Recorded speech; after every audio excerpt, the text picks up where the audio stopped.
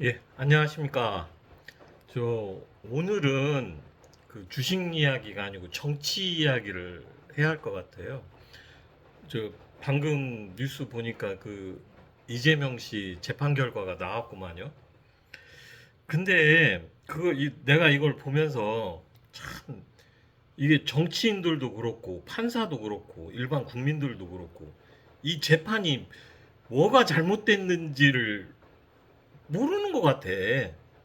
이게 문제가 있는 재판인데 이게 뭐가 문제인지 그것에 대해서 이게 파악을 못하고 있는 것 같아서 제가 한마디 하려고 이제 방송을 켰습니다.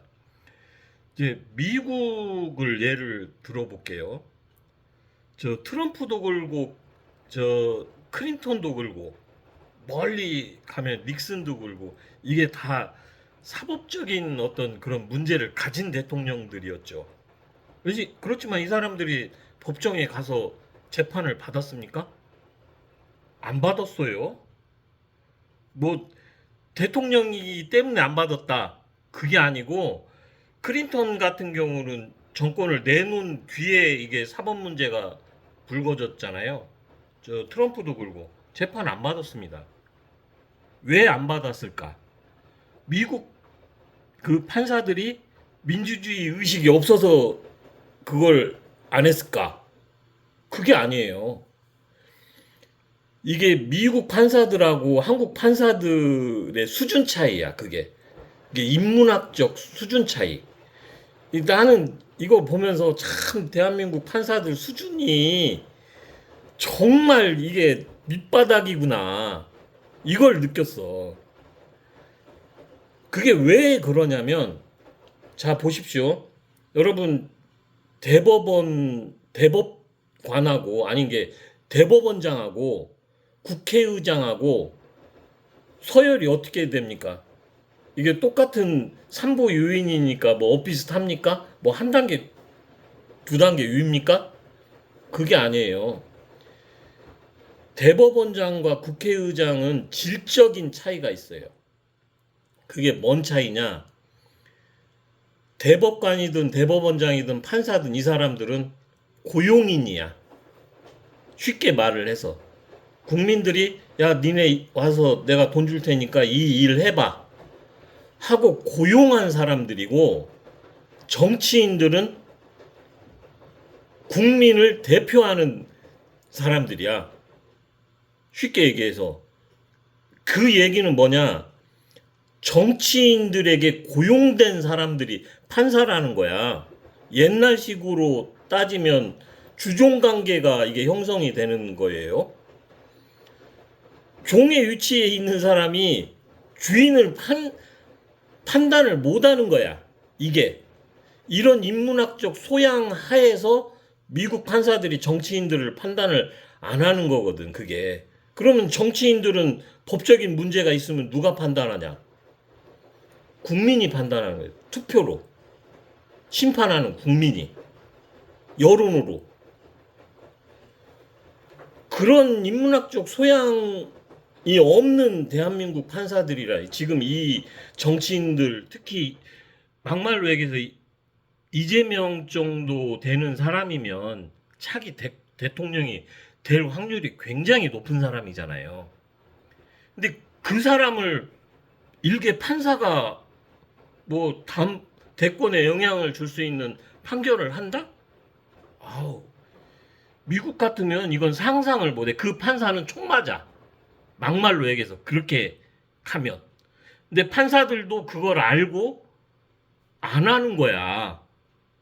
근데 대한민국 판사 검사들은 자기네가 넘버 원인 줄 알아.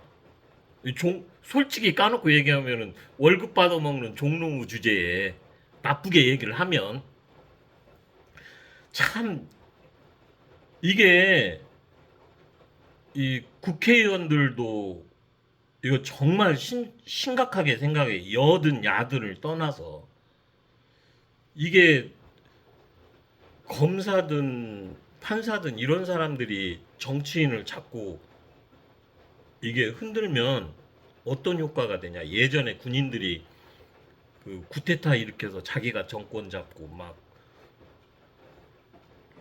콩나라 판나라 하던 시대하고 똑같아지는 거예요. 왜? 군인들도 국민들이 고용한 사람들이거든. 그 사람들은 정치를 할 명분도 그리고 실질적인 권한도 없는 사람들이에요. 이 사람들은 정치에 영향을 주면 안 되는 사람들이 쥐가 대통령 해먹고 막 그러잖아. 이거 그래서 국민들이 문제가 있다고 계속 얘기를 하는 거야. 그와 마찬가지로 판사나 검사가 정치를 하면 안 돼. 근데 우리나라는 이상하게 판사 출신 국회의원 너무 많고 검사 출신 국회의원 너무 많죠. 이게 이상한 거야. 민주주의가 뭔지 그 기본이 되는 게 뭔가에 대한 착각 속에 산다니요. 우리나라 사람들이. 쉽게 얘기해서 내가 봤을 때는 민주주의를 뒷문으로 배웠어. 이게 참 안타까운 일입니다. 아니 그리고 여러분 그 저를 혹시 뭐 민주당 지지자 이렇게 생각하지 마세요. 저는 정치적으로 중립에 있는 사람이야. 어? 나는 저 그 윤 대통령 솔직히 문제가 많지. 문제가 많아요. 그렇다고 해서 내가 그 이재명 씨 정책 중에 확 마음에 와닿는 것도 솔직히 없어. 이게 왜 이제 말 나온 김에 얘기를 합시다. 그 이재명 씨 경제 정책 중에 그 눈에 띄는 게 그 지역 화폐 그거잖아요. 근데 그것은 말 그대로 시장 위치에서 할 수 있는 경제 정책이거든. 그리고 복지 정책을 통해서 얻어지는 부수적인 어떤 경제 효과라는 것이 솔직히 대한민국 경제 규모에서 안 맞아. 이게 예를 들어서 대통령 정도 하려면 좀 그 자리에 맞는 정책을 펴야거든. 근데 그걸 했던 대통령이 두 분이 계시죠. 박정희 대통령하고 그 김대중 대통령.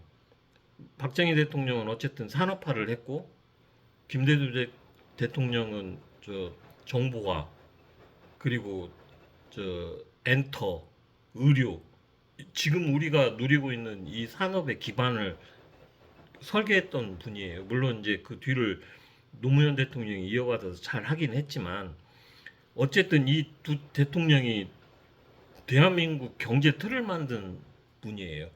근데 이 시간이 지나서 지금 이제 뭔가 새로운 걸 해야 되는데 솔직히 말하면 이재명 씨가 그걸 할 수 있을까? 나는 솔직히 의심이 들어. 왜 그러냐면 뚜렷한 뭔가 없거든. 예를 들어서 뭐 딱 지금 AI 전국에 뭐 데이터 센터 막 대짜리로 몇 개 풀겠어 뭐 이런 정책 나와야 되는데 없, 없잖아. 왜냐면 개념이 없거든 머릿속에 신산업에 대한 개념이. 그렇다고 해서 뭐 뚜렷하게 민주당의 어떤 경제 관료 중에 머리가 돌아가는 사람이 있느냐 그런 사람도 안 보여. 물론 국힘은 더하지만 솔직히 말하면 아무튼 여러모로 대한민국 경제가 문제고 정치가 문제입니다. 그리고 이 더불어 이 판사 이놈은 정말 문제가 많. 대한민국 판사들은 나르시시즘에 빠져 있는 놈들인 것 같아. 이게 지들이 뭔지를 몰라. 예, 오늘 이야기는 여기까지 하고 주말 재밌게들 보내세요.